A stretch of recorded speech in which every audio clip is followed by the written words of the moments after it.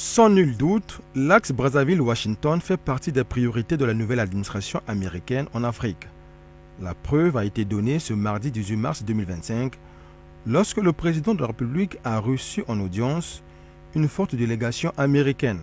Conduite par Ronny Jackson, membre de la Chambre des représentants des USA, cette délégation est venue traduire au chef de l'État l'intérêt que porte la nouvelle administration américaine dans la résolution du conflit qui secoue l'Est de la République démocratique du Congo et sollicite l'implication de Denis Sassou Nguesso dans l'aboutissement heureux de cette crise. U.S. House of Representatives and I sit on several committees. Ce dont nous avons parlé essentiellement autour de la crise en RDC.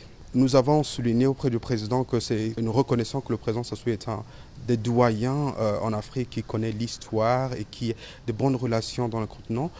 Nous avons insisté sur le rôle qu'il peut jouer en discutant avec les deux présidents, aussi bien en RDC qu'au Rwanda.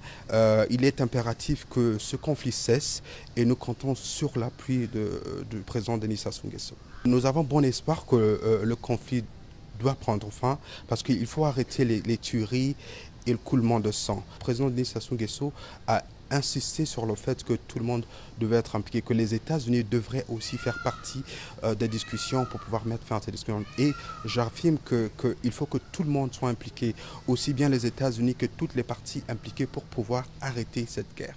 Ronny Jackson affirme aussi que la stabilité que connaît la République du Congo est un atout majeur pour les investissements américains dans la sous-région Afrique centrale.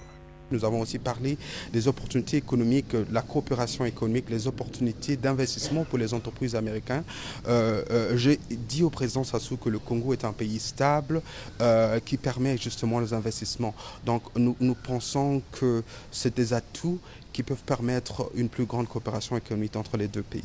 La fréquence des réceptions des émissaires américains par le président de la République Denis Sassou Nguesso laisse certains observateurs dire que les relations d'amitié et de coopération entre le Congo et les USA sont excellentes.